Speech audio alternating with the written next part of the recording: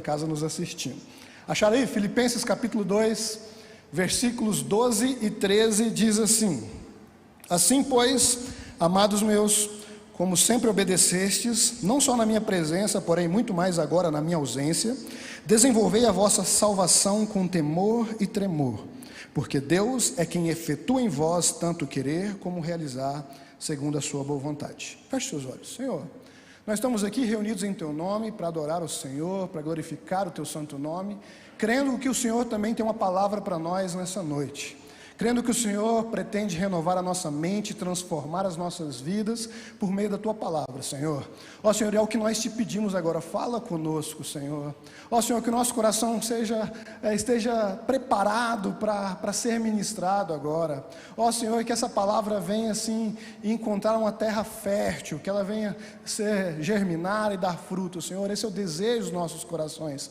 Assim nós te oramos, em nome de Jesus, amém. Pode tomar seu assento. Amém? Irmãos, hoje essa mensagem ela é continuação de uma sequência que a gente já tem trabalhado no culto Help Desk, no culto das 20 horas, tá? Então desde o fim do ano passado a gente tem ministrado na carta aos Filipenses, né? Então, mas não precisa ficar preocupado que você não vai ficar perdido, tá? Eu vou fazer uma recapitulação. É claro que eu não vou passar todo o conteúdo que já foi visto, né, por completo, mas o que eu vou falar vai dar para você entender, vai dar para você acompanhar sem dificuldades, tá bom? Então, Deus colocou isso no nosso coração, nós já temos feito aí 4 ou 5 mensagens nessa temática, né? E qualquer dia a gente acaba, a gente não tem pressa para acabar não, tá bom? E a ideia, né, é o seguinte, para recapitular para os irmãos. A carta aos Filipenses foi escrita pelo apóstolo Paulo. Paulo estava preso em Roma, acorrentado a um soldado romano durante o tempo inteiro, né? Então, era uma prisão domiciliar, mas uma prisão tipo invasiva, podemos dizer assim, que ele não tinha liberdade alguma mesmo, sempre vigiado o tempo todo, né? Naquela época não tinha tornozeleira eletrônica, então a tornozeleira era um soldado que ficava acompanhando ele para lá e para cá, certo?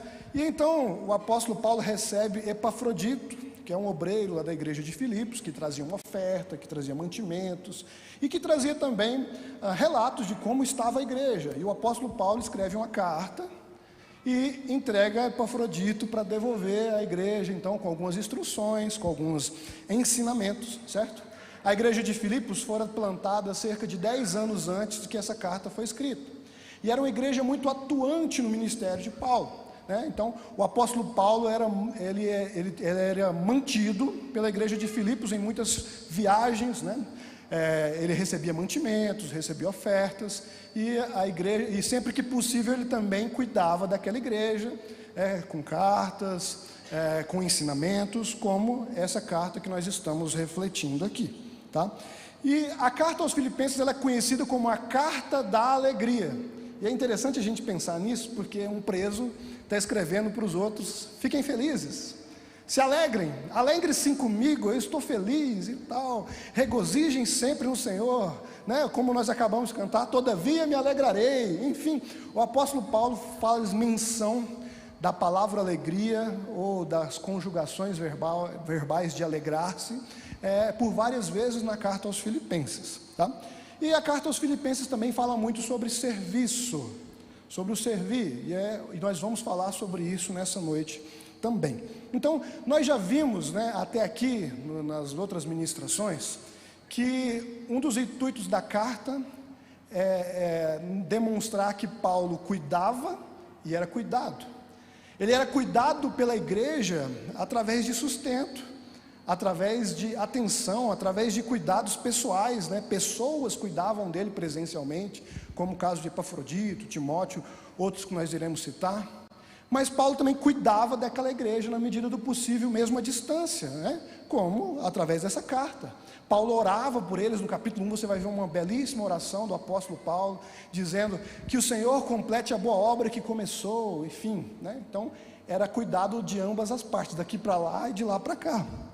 A carta também ela fala sobre a alegria que o apóstolo tinha em servir, e de como ele aproveitava todas as ocasiões para servir. No capítulo 1 ainda ele diz que o evangelho estava sendo conhecido por toda a guarda pretoriana, ou seja, se um soldado se ele era obrigado a ficar amarrado num soldado o dia inteiro, o soldado era obrigado a ouvir o evangelho também através da boca dele e através daqueles que com ele estavam, né? E isso era uma coisa boa. É no capítulo 1 também onde o apóstolo Paulo fala o seguinte, que o morrer é lucro, né? E se ele não morreu ainda, é porque ele está aqui para servir. E eu quero dizer isso para você nessa noite. Se você não morreu ainda, é porque Deus tem um propósito para a sua vida. Você está vivo para servir, amém? Então, se você não sabe qual é o sentido da vida, já está claro agora, estamos aqui para servir. Servir ao Senhor e servir uns aos outros, amém? E o capítulo 2, ele começa falando sobre unidade. Havia algumas rivalidades, havia algumas pessoas egoístas, vaidosas na igreja de Filipos. O apóstolo Paulo fala sobre unidade, sobre a necessidade da unidade, e é bom que ele é bem sutil. Ele diz: vocês estão indo muito bem aqui, mas completem a minha alegria sendo unidos, né?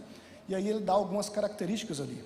A seguir ele chega no clímax da carta, que é quando ele faz a exaltação de Cristo. Eu não sei se você já leu Filipenses, se não leu, está perdendo tempo, tá? Faça isso o quanto antes. Mas o capítulo 2, a partir do versículo 5, nós temos o ápice da cristologia paulina, quando ele se refere a Jesus Cristo e a missão de Jesus na terra. Quando ele diz que Jesus obedeceu até a morte de cruz. Quando ele diz que Jesus, que nós temos que ter o mesmo sentimento que Jesus, o sentimento de servos. E então quando ele diz também que Jesus será glorificado na terra, no céu e embaixo da terra, todo joelho se dobrará diante dele. Esse é o ápice. E então hoje nós vamos continuar a partir daqui. A partir do exemplo de Jesus, nós vamos entender que nós precisamos imitá-lo, né? E é exatamente essa mensagem que o apóstolo Paulo nos traz nesse texto. Imitem Jesus, ou desenvolvam a salvação. Mas veja o versículo 12, ele começa dizendo assim, assim pois o quê? Tendo em vista o exemplo de Cristo, tendo observado quem foi Jesus, o que ele fez por nós, como ele agiu, aí ele continua dizendo: amados meus, como sempre obedecestes não só na minha presença, porém muito mais agora na minha ausência, desenvolvei a vossa salvação com temor e tremor, porque Deus é quem efetua em vós tanto querer como realizar, segundo a sua boa vontade. Então o apóstolo Paulo está dizendo o seguinte, assim como Jesus foi obediente até a morte, nós também temos que imitá-lo na obediência, certo? Então a obediência é a maior prova de amor ao Senhor. E obediência não se trata de legalismo, quando pensam alguns, né? Se alguém diz: por que você faz isso? Aí você vai: porque eu tenho que obedecer a Deus. Você é um legalista? Não. Quem diz isso não está nem sabendo o que está dizendo. Obedecer a Deus não é ser legalista. Obedecer a Deus é corresponder o amor dele a nós investido. Amém? E essa obediência, o apóstolo Paulo faz questão de frisar, ela deve ser incondicional. Ele diz: como vocês obedecessem, ou seja, os filipenses já eram obedientes. Ele diz: não só na minha presença, porém muito mais agora na minha ausência. E por que Paulo diz isso? Porque nós, como seres humanos, nós tendemos a baixar a guarda quando não tem alguém vigiando, quando não tem alguém no comando. Na sala de aula, se o professor passa uma prova e sai da sala, o que vai acontecer, meus irmãos? Provavelmente alguém vai colar, porque não tem ninguém vigiando. Da mesma forma, nós tendemos a baixar a guarda quando o papai ou a mamãe não está olhando, quando o cônjuge não está em casa, quando o patrão saiu, enfim. Então o apóstolo Paulo está dizendo o seguinte: olha só, vocês têm que ser obedientes em todo o tempo. Eu não estou aí para admoestar vocês, mas vocês podem sim admoestar uns aos outros. Como cristãos maduros, nós não precisamos pensar assim: e se o pastor Israel vê isso aqui, misericórdia, né? Nós temos que obedecer na presença e na ausência dele. Por quê? Porque quando nós obedecemos às autoridades familiares, civis, eclesiásticas, quando nós obedecemos às nossas lideranças, nós também estamos obedecendo a Deus, amém? É uma forma de obedecer a Deus. Então, essa obediência deve ser incondicional. Ela não deve ser porque alguém está vigiando, não deve ser porque existe uma câmera, não deve ser porque alguém pode ficar sabendo. Ela deve acontecer porque assim nós também estaremos obedecendo ao Senhor, amém? E é interessante também que o apóstolo Paulo fala assim, ó, desenvolvendo a vossa salvação com temor e tremor. E por que é importante frisar isso? Porque hoje em dia nós temos convivido com pessoas que têm se tornado desrespeitosas. E eu digo isso no âmbito geral. Nós vemos às vezes na rua filhos falando com pais de uma forma assustadora. Nós vemos desrespeito nas escolas. Antigamente, né, dizem que era assim, né? Que antigamente se o filho aprontava, o pai ia na escola perguntar para o professor o que o filho tinha feito. Agora é o contrário. Agora o pai vai na escola perguntar por que o professor brigou com ele. Então nós estamos vivendo numa grande inversão de valores. E nessa inversão de valores nós estamos levando isso inclusive para o nosso relacionamento com Deus. A gente ora com o celular na mão. A gente vai ler a Bíblia com a TV ligada. Isso é desrespeito para com Deus. E eu poderia citar muitos outros exemplos. Eu mesmo, tento me vigiar ao máximo nesse sentido, e tem algo que me incomoda, mas eu quero deixar bem claro, não é pecado, tá? Só me incomoda. É quando nós chamamos Deus de você. Tem algumas canções mesmo que eu escuto, acho bonito, mas fico um pouquinho incomodado, por quê?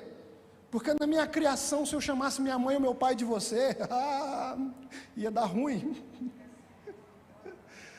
Lá no meu trabalho eu chamo o meu chefe de Senhor. Os meus subordinados me chamam de Senhor. O telemarketing te liga e fala, Senhor Eberson, tudo bem? E a gente quer chamar Deus de você. Para mim isso não é intimidade não, nós estamos beirando o desrespeito, então nós temos que ser cautelosos nisso. Porque Ele é o nosso Senhor. Ele é o Rei dos Reis, Ele merece toda a reverência, amém? E é importante nós falarmos sobre obediência nos dias de hoje, porque muitas igrejas hoje em dia têm pregado a chamada hipergraça, onde abundou o pecado, superabundou a graça, é quase que está dando uma desculpa para pecar. Não importa, quanto mais você pecar, mais graça de Deus vai ser derramada na sua vida. Misericórdia, irmãos. Não é por aí não. Graça não é o contrário de esforço. Graça é o contrário de mérito. Então graça não é desculpa para pecar. Então a Bíblia diz, venha como estás, mas ela não diga, fique como estás. A Bíblia diz, conhecereis a verdade e a verdade vos libertará. Ela diz, não vos conformeis com esse mundo, mas transformai-vos. Então nós não podemos pecar pensando, eu vou pecar porque Deus é amor, Deus perdoa. Deus quer o meu coração. Mas se nós estamos abrindo mão, né, da obediência para pecar, o nosso coração não é do Senhor. Nós estamos sendo idólatras em algum sentido. Então nós temos que ter vigilância quanto a isso. Nós não podemos transformar a graça em libertinagem. A porta não ficou mais larga não, irmãos, ela continua estreita, amém? A seguir, o texto também fala de salvação. E ele fala de salvação aqui, o versículo 13, talvez seja um dos versículos mais difíceis de se explicar na soteriologia, na doutrina da salvação, porque tem muita briga aí, gente, muita briga teológica aí. Então tem gente que vai dizer, né, o pessoal que defende o livre-arbítrio, o pessoal geralmente arminiano, vai dizer que a salvação é uma sinergia, onde Deus vai até um determinado momento encontrar-se com o homem tem que ir até ele também. Certo? Isso é o livre-arbítrio. Agora, os reformados, os calvinistas, eles vão dizer que a obra da salvação é totalmente do Senhor, e Deus escolhe quem Ele vai salvar. E então, a pessoa se esforça, não no sentido de caminhar em direção de Deus, mas entendendo, né, como evidência de que ela foi salva, então ela tem que ser diferente. Eu não vou entrar nos pormenores aqui, porque não é o objetivo da mensagem, mas eu vou compartilhar com vocês o que as duas teorias têm em comum. As duas concordam que a soberania humana não anula, ou melhor, a soberania de Deus, divina, não anula a responsabilidade humana. Ambos concordam que, uma vez que nós entendemos que nós fomos salvos, isso é só o início da caminhada, é só o começo. Tem muita coisa para acontecer depois disso, até que Ele venha, aguardando a bendita esperança. Amém? Então, meu irmão, se você crê no livre-arbítrio ou na predestinação, você vai concordar comigo o seguinte: que se nós fomos salvos, nós continuamos tendo que nos esforçar. O nosso esforço não nos traz salvação, mas o nosso esforço nos aproxima de Deus. E o nosso esforço é algo que o apóstolo Paulo diz que chama-se de desenvolvimento da salvação. Como assim, Everson? Vamos lá. A salvação, ela tem 3 tempos, deixa eu lembrar os irmãos. O tempo passado da salvação se chama justificação. Aconteceu na cruz do Calvário. Foi lá que foi feita justiça. Foi lá que Jesus pagou a minha e a sua conta, amém? E no tempo presente, o tempo que nós estamos, o tempo da salvação é o tempo da santificação. Esse é o tempo presente. Então nós temos que nos esforçar no propósito da santificação, amém? E o tempo futuro da salvação se chama glorificação, ou redenção, que é quando Jesus vier buscar a sua igreja, que é quando a noiva vai se encontrar com o noivo Jesus Cristo, amém? Então o passado já foi, e o futuro a Deus pertence. Enquanto isso, nós estamos aqui trabalhando na obra da santificação, fazendo a nossa parte. É o Espírito Santo que nos regenera, mas nós temos que nos esforçar para isso, amém? Nós temos que nos empenhar em melhorar. Como diz a canção, me ajude a melhorar. Essa deve ser a nossa oração todos os dias. Senhor, me ajude, eu quero ser melhor. Senhor, eu recebi a salvação, e agora? O que vem depois? E então, a seguir o apóstolo Paulo nos dá aqui algumas evidências da salvação recebida. E a principal evidência, meus irmãos, eu preciso ressaltar, é a obediência. Veja bem, se alguém diz que foi salvo, mas não obedece a Deus, ele é mentiroso. Ele não se esforça em obedecer a Deus, ele não foi salvo. Ele está enganando ele mesmo. Porque a obediência é a principal evidência da salvação, amém? Olhando para o exemplo, quem que é o exemplo? Jesus. Que ele foi obediente até a morte, e morte de cruz, é o que diz o versículo 8. Porém o texto ainda nos traz algumas outras evidências de que nós fomos salvos. Então, se você quer saber hoje se você já foi salvo, vou falar agora. Com certeza sim, né? Amém? Glória a Deus.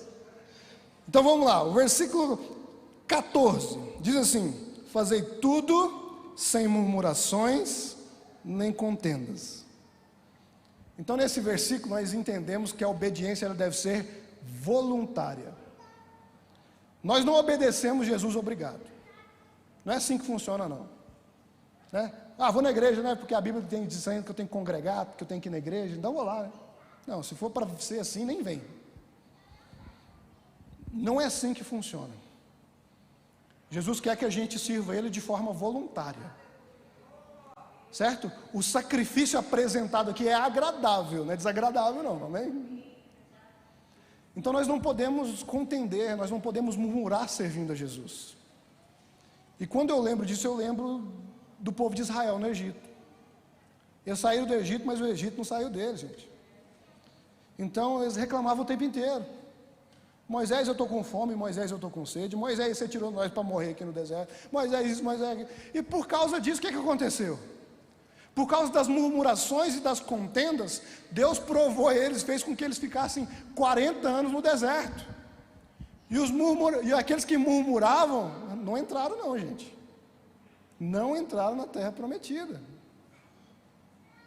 Da mesma forma, se nós servimos a Deus murmurando, Deus não quer a gente para Ele, não. Não é assim que funciona. Por outro lado, quem que é o exemplo? Jesus. Jesus vem ao mundo, Jesus onipotente, onisciente, onipresente, o Jesus infinito, o Jesus soberano. Ele abre mão da sua divindade. Jesus não deixou de ser Deus quando veio ao mundo, mas ele abriu mão da glória, tá? Não abriu mão da divindade, ele abriu mão da glória. Ele se humilhou. E então ele está dizendo para Deus assim: Pai, se possível, passa de mim esse cálice. Todavia não seja como eu quero, mas como tu queres. Daí eu te pergunto, qual tem sido a nossa postura diante das nossas provações? Diante das nossas dificuldades? Porque muitas vezes nós nos colocamos diante de Deus como se Deus fosse o nosso servo. Senhor, eu não aceito isso para a minha vida. E se foi Deus que mandou? E se foi Deus que permitiu? Então nós precisamos ser humildes. Nós precisamos ser sábios e dizer: Senhor, se possível me ajuda. Se possível me livra desse mal. Se possível me dá força. Todavia não seja como eu quero, mas como o Senhor quer. Aleluia. Aleluia. Glória a Deus. E por que o Paulo está falando mais uma vez sem contenda, sem murmurações? Porque no início do capítulo 2, ele está falando lá no versículo 3, olha só, gente, nada façais por partidarismo ou vanglória. Por quê? Porque tinha gente vaidosa, porque tinha gente egoísta lá em Filipos. Então ele está dizendo o seguinte: se vocês foram salvos, isso aí não existe. Ou se existe, vocês estão prontos para acabar com isso, amém? Porque isso não é evidência de quem foi salvo, não é evidência de quem foi alcançado por Jesus. Então, ao invés de murmurar, de contender, assumamos a forma de servo, amém? A seguir, versículo 15: para que nos torneis irrepreensíveis e sinceros. Ser sal e luz do mundo não é para sermos salvos, é porque fomos salvos. É diferente. Eu sou diferente porque Deus me fez diferente, não é assim? Amém? Então não é para, é porque. Não é para ter alguma coisa, é porque eu já tenho. Porque eu já tenho Jesus, por isso eu sou assim. Amém? E então, meus irmãos, nós precisamos entender isso. Nós precisamos ser diferentes do mundo. Nós precisamos ser referência em muitos aspectos. E aqui o apóstolo ainda diz aqui, ó, sinceros. Esses sinceros aqui vêm de sem cera. Como assim? Né? Quando a gente fala de cera, o pessoal que acompanha o futebol vai lembrar dos argentinos, né? Que começa a fazer cera quando está ganhando, né? Sem cera, objetivo. E é mais ou menos nessa ideia. Nos tempos antigos, os oleiros faziam os vasos de barro, e o vaso começava a trincar. Eles pegavam cera e colocavam no trincado. Então, quando alguém ia comprar um vaso, ele pegava o vaso e colocava no sol. Aí o sol derretia a cera. Ou seja, a maquiagem ia por terra. Então o apóstolo Paulo está dizendo aqui, ó, que nós sejamos irrepreensíveis, sinceros, sem cera, sem maquiagem. Que nós sejamos claros, que nós sejamos transparentes. Veja bem, ele não está dizendo que vocês sejam sem defeitos, mas que nós não maquiemos os nossos defeitos, mas que nós apresentemos ele diante de Deus, porque a palavra de Deus diz: se nós confessarmos os nossos pecados, ele é fiel e justo para nos perdoar e nos purificar de toda a injustiça. Então, meu irmão, se tem um trincadinho aí, mostra pro oleiro que ele vai dar um jeito. Nem que para isso você precisa quebrar o vaso e fazer de novo, mas ele vai dar o jeito. Sejamos então irrepreensíveis e sinceros. Aleluia, glória a Deus. O versículo 15 continua: filhos de Deus inculpáveis no meio de uma geração pervertida e corrupta. A ideia aqui é pureza. Os filhos de Deus são puros, amém? Os filhos de Deus fazem a diferença na pureza. Eles são simples como as pombas. Eles procuram viver na inocência. Eles procuram ser como crianças. Eles procuram fugir da aparência do mal. Eles procuram se apresentar como sacrifício vivo, santo e agradável. Na prática, Herbert, o que você está falando? Que os filhos de Deus são aqueles seguinte: todos os amigos estão lá no grupinho que compartilha pornografia, mas os filhos de Deus não ficam lá não, porque eles são filhos de Deus inculpáveis. Lá no trabalho que tem a rodinha da fofoca, mas você não vai achar um filho de Deus lá não, porque eles são filhos de Deus inculpáveis. Aleluia, aleluia. Lá no trabalho todo mundo fala palavrão, menos um: o filho de Deus inculpável. Ele é puro no falar, no agir. Pelo menos ele se esforça para isso, amém? Aleluia. E o versículo continua dizendo: no qual resplandeceis como luzeiros no mundo. E esses luzeiros aqui, gente, não é a lanterninha não, viu? Não é a luzinha do poste não. Esses luzeiros aqui, a referência, a comparação é com o sol, com a lua, com as estrelas. Ou seja, é uma luz que não faz bem apenas para si, mas para todos aqueles que a assistem, para todos aqueles que estão expostos a ela. Ou seja, Deus quer com que a gente brilhe e que o nosso brilho faça bem para o próximo. Sabe, quando você faz o seu serviço bem feito e a empresa bate a meta e todo mundo abençoado, isso é ser luzeiro, irmão. Isso é fazer a diferença. Sabe quando lá na sua faculdade, nos seus estudos, você aprende tanto que você está dando aula, você está ensinando seus colegas, você está ajudando aqueles que estão em dificuldades? Isso é ser luzeiro. Sabe os frutos que você colhe por ser um bom filho, por ser um bom marido, uma boa esposa, por ser um bom funcionário? Esses frutos que acabam respingando nas pessoas que estão ao seu redor, isso é ser luzeiro. Então o luzeiro é aquele que não só colhe, mas todo mundo ao redor colhe também. Porque ele é bênção, ele é abençoado e abençoador, oh glória. Aleluia. Versículo 16: preservando a palavra da vida. A palavra de Deus é viva e eficaz. Ela nos vivifica, santifica, transforma, renova.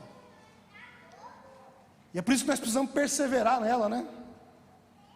Ontem eu vi alguém dizer assim, né? Eu vi um post que dizia o seguinte: enquanto alguns dizem que a Bíblia precisa ser atualizada, nós dizemos que nós é que precisamos nos atualizar baseados nela, olhando para ela. Então, meu irmão, nós dizemos que queremos ser cópia de Jesus, e só tem um lugar onde está escrito como é que a gente vai ser isso. Aqui, ó, é na palavra de Deus.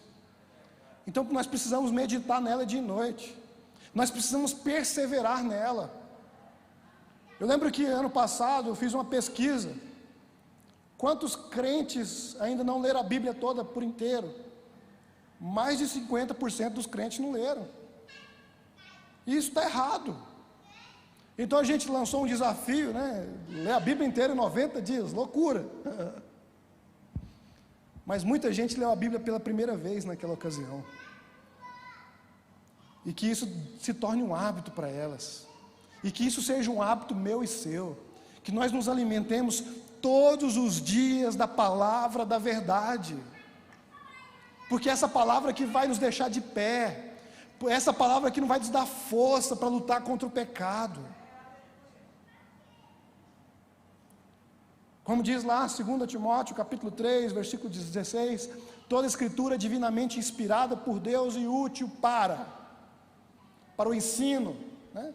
Para mostrar o caminho certo, para a repreensão, para mostrar o que não é certo, para a exortação, para tornar o caminho certo, e para a instrução na justiça, ou seja, para permanecer no caminho certo. E se nós quisermos permanecer no caminho certo, nós precisamos preservar essa palavra todo dia.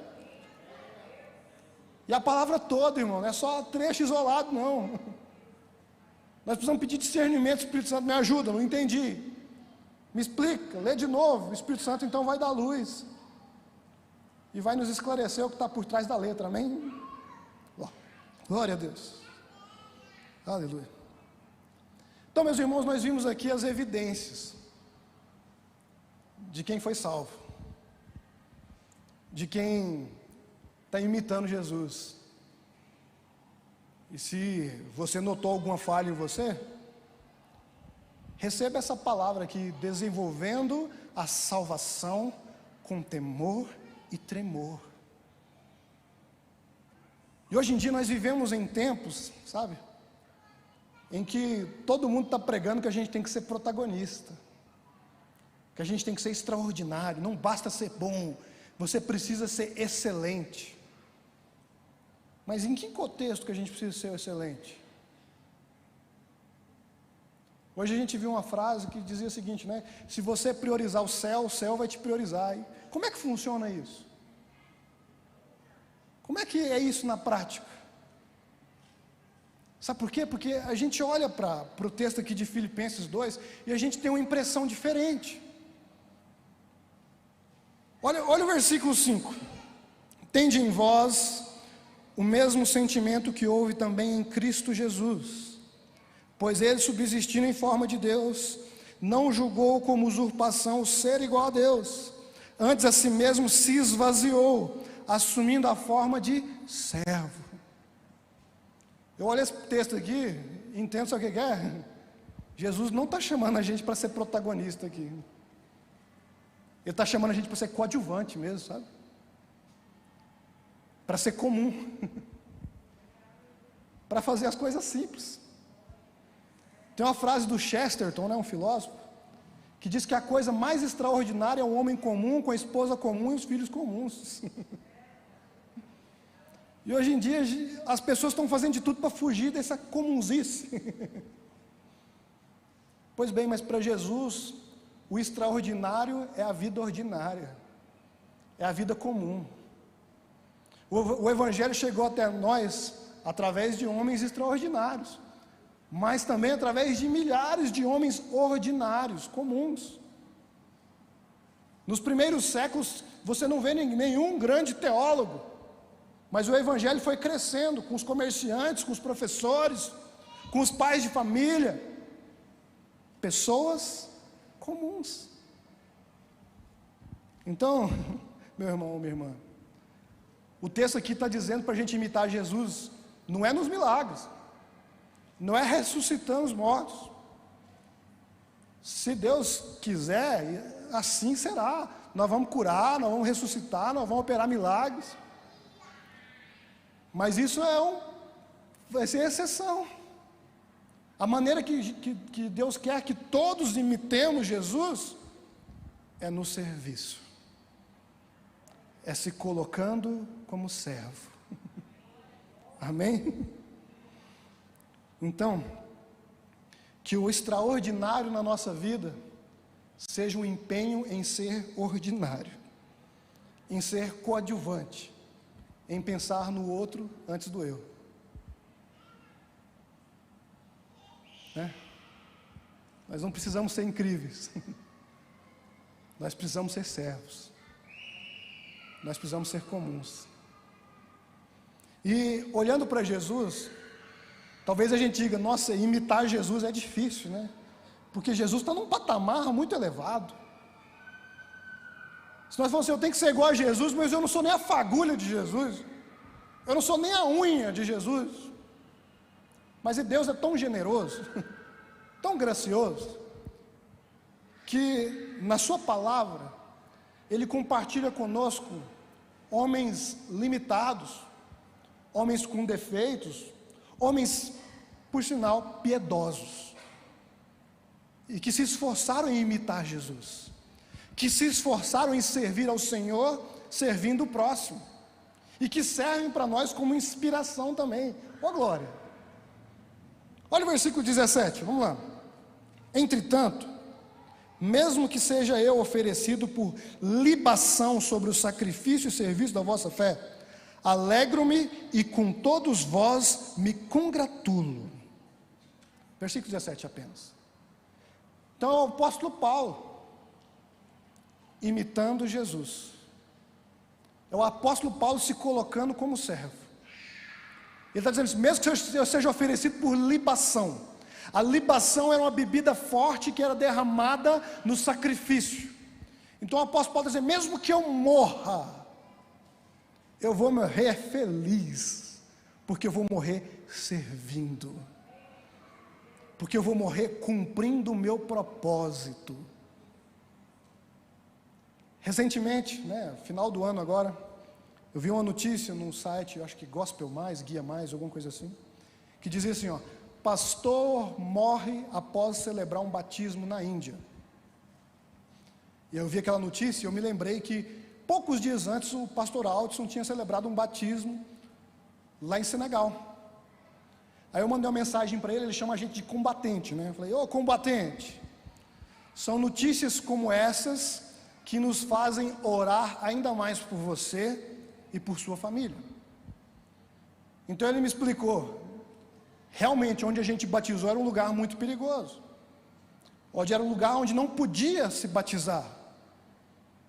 Nós de certa forma desafiamos a polícia, fizemos o batismo correndo muito risco, mas fizemos.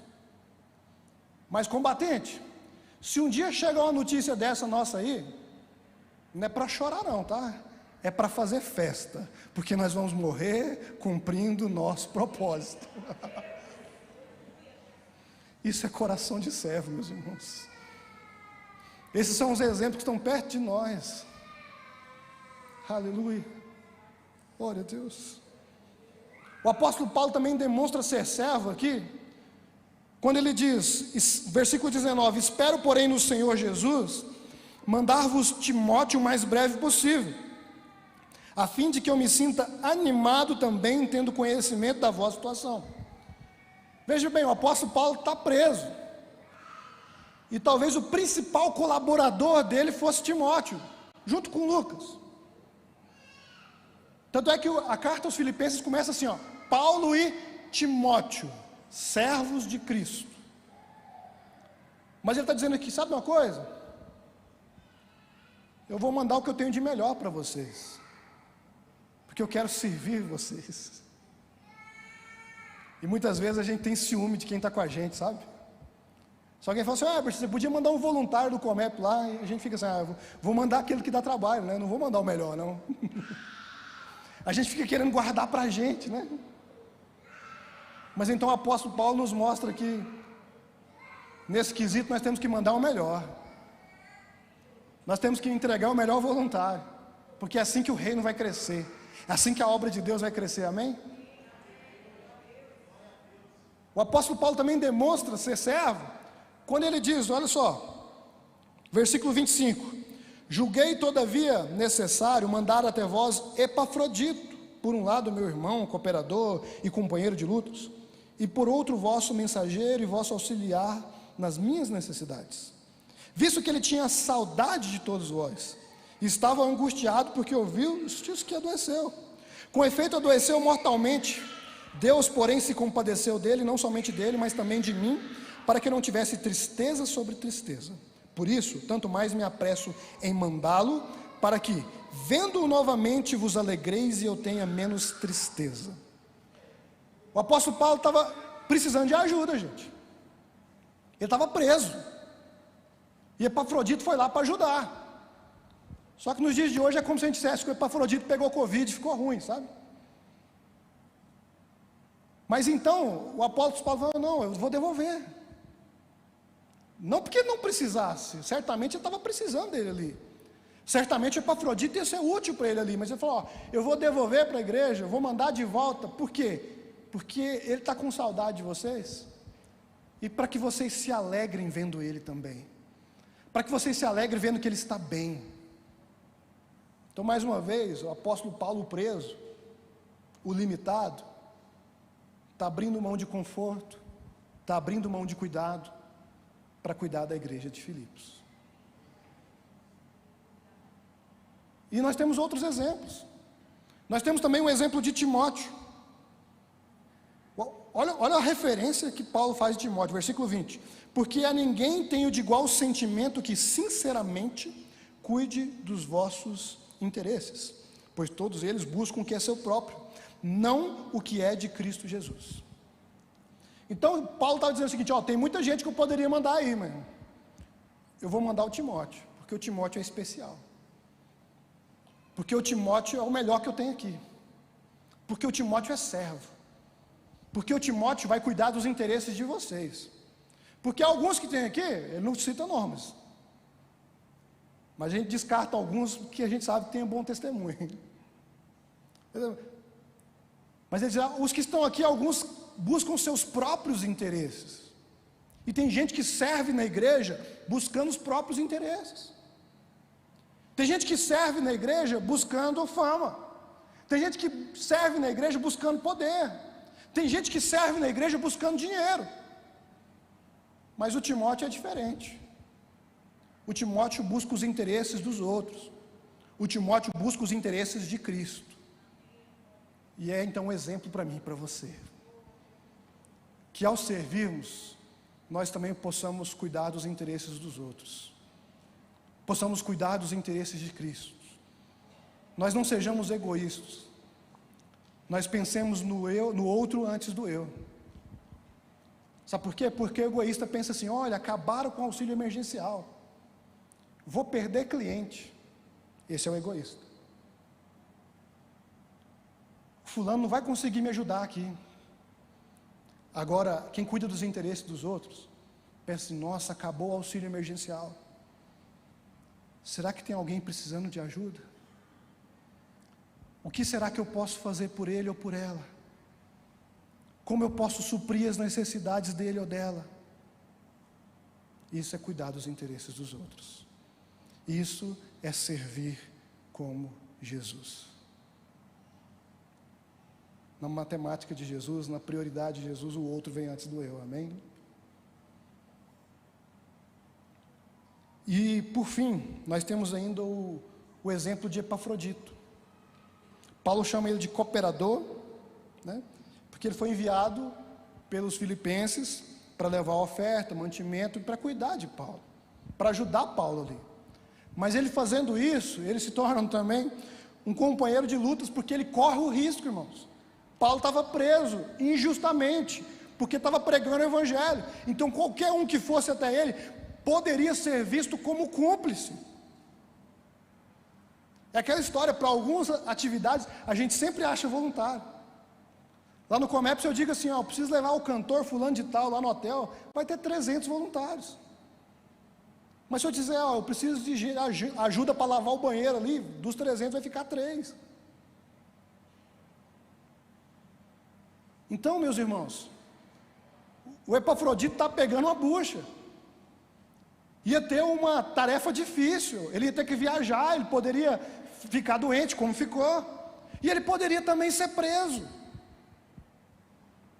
Mas para servir ao Senhor, nós até corremos riscos, porque vale a pena sofrer pelo Evangelho, vale a pena sofrer pela causa de Cristo, Como o próprio apóstolo Paulo cita no capítulo 1, é um privilégio sofrer por Jesus. É um privilégio sofrer pelo Evangelho. Então, servir ao Senhor não é um peso, é um privilégio, meu irmão, minha irmã. Servir ao Senhor é uma graça que Deus nos deu. Então que nós olhemos para esses exemplos e digamos, o que eu posso fazer para o Senhor? E aí, Pai, o que eu posso fazer? E aí, Jesus, como eu posso servir? E então Deus vai começar a mostrar departamento na igreja, sabe? Vocês acham que é fácil fazer 3 cultos? Tem que mobilizar muita gente. Muita coisa precisa acontecer. Aí Deus vai começar, Deus está falando agora, gente sendo tocado agora, assim, ó. Departamento infantil, equipe de mídias, louvor, enfim, Deus está falando. Ou então, que nesse momento Deus comece a nos lembrar, sabe do vizinho, que recebeu o auxílio emergencial, que não vai receber esse mês? Sabe aquele parente seu, que já te deu muito trabalho, mas que é da sua família, que você deve servir ele, então Deus vai te lembrar dele agora, para que assim nós possamos imitar Jesus, para que assim nós possamos seguir os passos de Jesus. Amém? Fique de pé.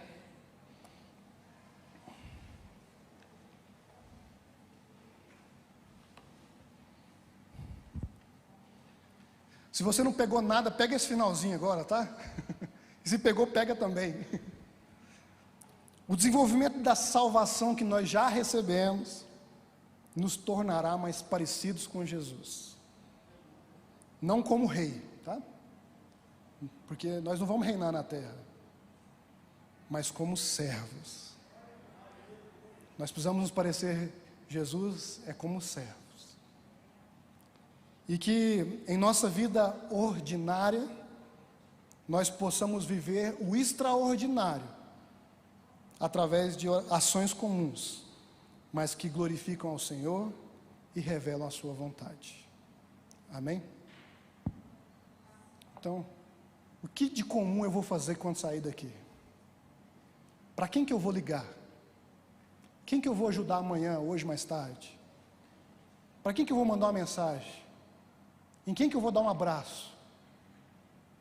Quem que eu vou ouvir? Não precisa falar, quem que eu vou ouvir amanhã? Que Deus nos ajude e nos lembre de quem nós podemos servir. Amém? Feche seus olhos. Senhor, obrigado pela sua palavra.